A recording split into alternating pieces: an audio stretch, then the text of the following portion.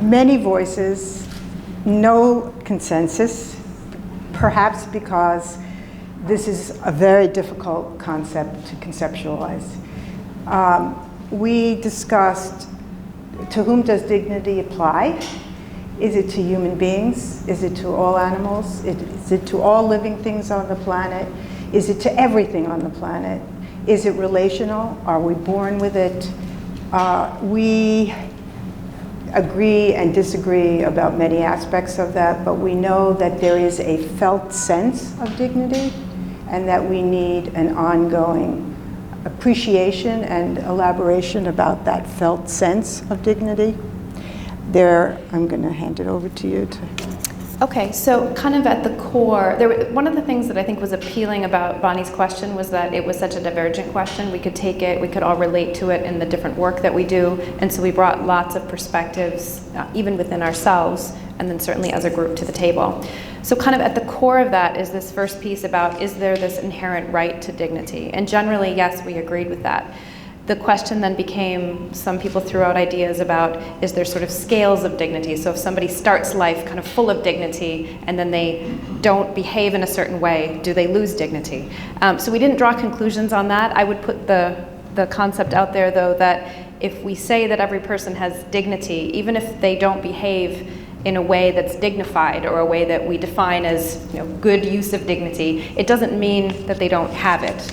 If we believe in dignity, it's an inherent idea, so I'll assert that it should be maintained, that the person in power they can humiliate, they can do things to disregard that dignity, but the dignity doesn't, in a sense, go away.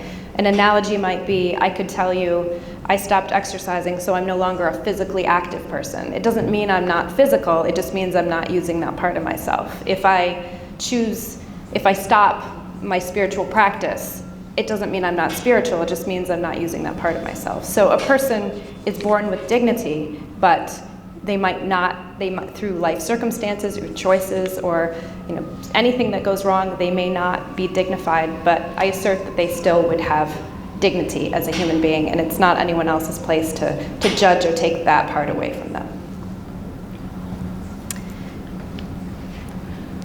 Okay.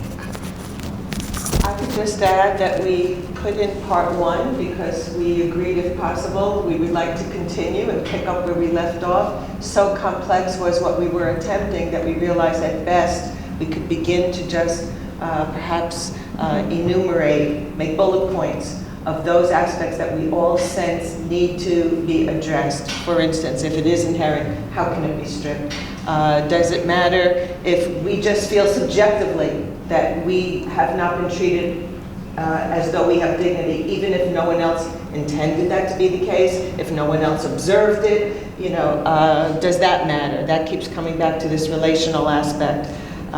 We also talked about a very interesting aspect of it. I'm sorry that people aren't here, but it was raised, Avi was part of us for a while, that culturally we'll find these differences.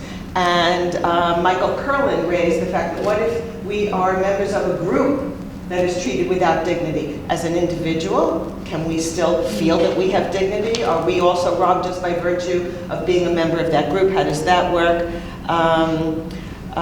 We also added in the ways in which it's based in evolution, such that emotions themselves perhaps have been linked, these sets of responses that humans have as social animals. If we feel rejected or ejected, in that sense, we feel stripped of our dignity if we're excluded. So if anything is happening that is causing that to be felt, the felt experience, we talked about that, one could say that that impacts our dignity. But in what sense? Does it mean we don't have dignity? It just means we're not being treated with dignity? Is it a matter of rights? Is it a subjective feeling? Does it have to be an objective standard that's met? We didn't come up with any of these answers in the tradition of dignified humans. It was messy. We got started. We hope to maybe take it further.